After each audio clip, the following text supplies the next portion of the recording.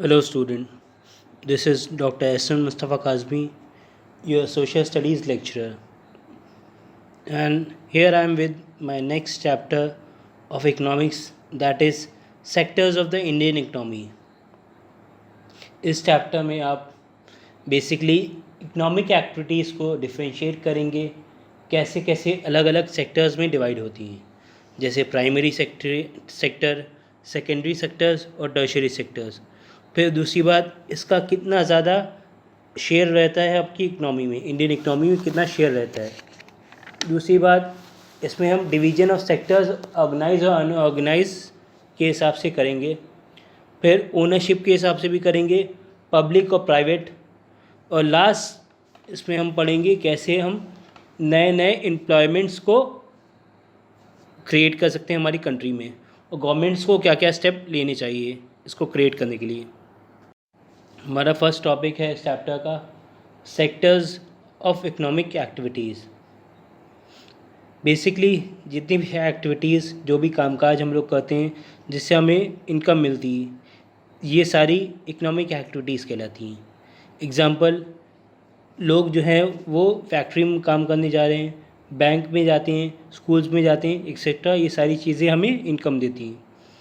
अब economic activities को 3 अलग अलग सेक्टर्स में डिफ़ाइन किया जाता है basis of nature of work के हिसाब से। पहला है आपका प्राइमरी सेक्टर्स। प्राइमरी सेक्टर वो होता है जहाँ पे गुड्स प्रोड्यूस होते हैं नेचुरल रिसोर्स को एक्सप्लॉइट करके। ये बेसिकली आपके प्राइमरी सेक्टर में आते हैं। इसको हम एग्रीकल्चर और रिलेटेड सेक्टर भी कहते हैं, जैसे एग्जांपल कॉटन। दूसरा है हमारा secondary sector. Secondary sector basically होता है आपका ट्रांसफॉर्मेशन होता है एक गुड का दूसरे में, ताकि उसको बेहतर वैल्यू मिल सके। जैसे आपका एग्जांपल मैन्युफैक्चरिंग जो है वो इम्पॉर्टेंट कंपोनेंट है इस फैक्टर का। एग्जांपल शुगर केन को चेंज करना शुगर में, यह आपका एग्जांपल है सेकेंडरी सेक्टर का। फिर उसके बाद नेक्स्ट आता है टर्शियरी सेक्टर। जितने भी प्रोडक्शन यूनिट होती हैं जिनकी वजह से सर्विसेज प्रोड्यूस होती हैं और जो हेल्प करती हैं डेवलपमेंट ऑफ प्राइमरी और सेकेंडरी सेक्टर्स, ये बेसिकली आपके आते हैं category of secondary tertiary sectors में। इसीलिए इनको सर्विस सेक्टर भी कहा जाता है। जैसे एग्जांपल सर्विसेज जो कि दी जाती हैं by doctor, teacher, lawyer etcetera. अब ये जितने भी तीनों सेक्टर्स हैं ये हाईली इंटरडिपेंडेंट है एक दूसरे पे। इसको हम एक्सप्लेन कर सकते हैं एग्जांपल से। जैसे कोई किसान है, उसको गुड्स बाय करने होते हैं, जैसे ट्रैक्टर, पंप सेट, फर्टिलाइज़र। ये सारा जो है वो आप उसको मैन्युफैक्चरिंग सेक्टर से मिलता है, जिससे उसको प्रोड्यूस करना है एग्रीकल्चर गुड, जो कि आपका प्राइमरी सेक्टर में आता है। ये दिखाता है dependence of primary sector secondary sector पे। अब फार्मर को अपना जितना भी आउटपुट है उसको सेल करना है, इसके लिए उसको ज़रूरत पड़ेगी ट्रांसपोर्ट फैसिलिटी की। ये दिखाता है डिपेंडेंस प्राइमरी सेक्टर का टर्शरी सेक्टर पे। अब वैल्यू ऑफ फाइनल गुड्स और सर्विसेज जो प्रोड्यूस होती हैं किसी भी सेक्टर में एक पर्टिकुलर ईयर में, ये basically total production of the sector provide करती हैं उस साल के लिए। और सम प्रोडक्शन जो इन सारे सेक्टर्स में होता है वो हमें दिखाता है कि ग्रॉस डोमेस्टिक प्रोडक्ट कंट्री का क्या है। टर्शरी सेक्टर जो है वो बेसिकली सबसे लार्जेस्ट सेक्टर बन के उभरा है कुछ सालों में, क्योंकि इसकी वजह से क्या हुआ, डेवलपमेंट ऑफ प्राइमरी और सेकेंडरी सेक्टर दोनों हुए हैं। कुछ सर्विसेज जैसे hospital, banks, insurance companies, transport, educational institutions, ये सारे जो हैं वो बेसिक सर्विसेज हैं जिसमें प्राइमरी और सेकेंडरी सेक्टर दोनों को ज़रूरत होती है फॉर द नॉर्मल फंक्शनिंग। हमारा नेक्स्ट टॉपिक है division of sectors as organise and unorganised.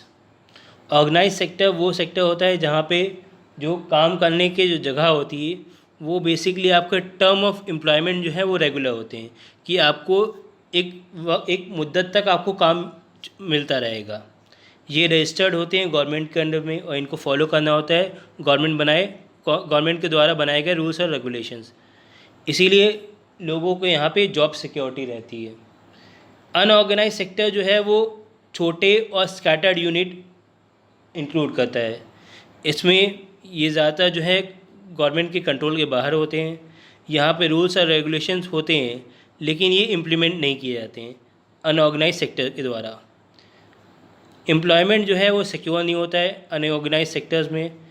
Unorganised sector में प्रोटेक्शन सपोर्ट जो वर्कर्स के लिए चाहिए होता है वो for the economic and social development, उसके साथ साथ इरेगुलर लो पेड वर्क और उनको सोशल डिस्क्रिमिनेशन भी झेलना पड़ता है।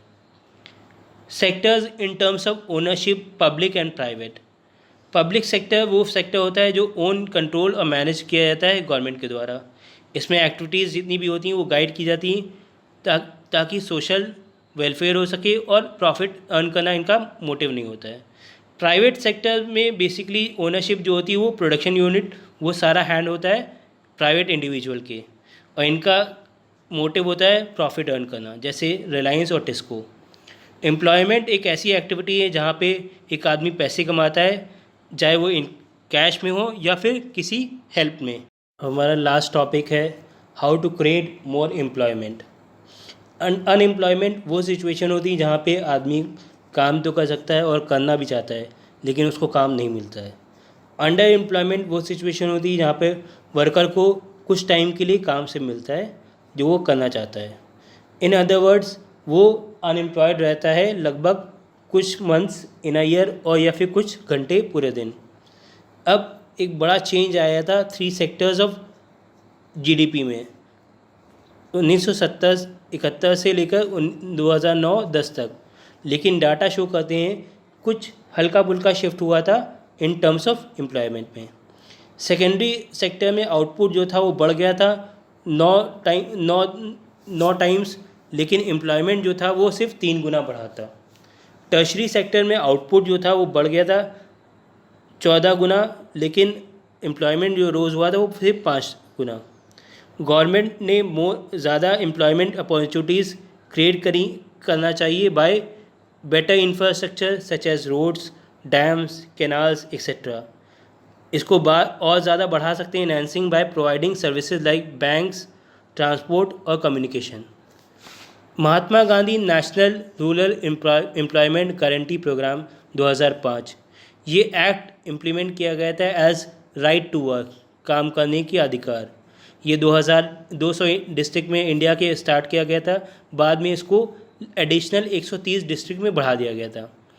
इसके अंडर में जो भी लोग काम करना चाहते हैं और काम करने के फिराक में हैं उनको गारंटी होता है 100 दिन का रोज़गार 1 साल में गवर्नमेंट के द्वारा, लेकिन इसमें सिर्फ एक फैमिली का एक ही आदमी इस बेनिफिट को ले सकता है। Student, this is all in this chapter and I hope you would have liked this chapter very much and the video. And if you have any suggestion, please comment in the comment box, and please like this video and also follow the channel that is Learning Education for You. We'll be having more videos like this, and with your encouragement I'll be making more videos and also videos on the question and answers related to these chapters. With the coming videos we'll be discussing the questions and answers, important question and answers of these chapters, and also we'll be making you aware of all these topics in short. So please subscribe to this channel and also like and comment on this video.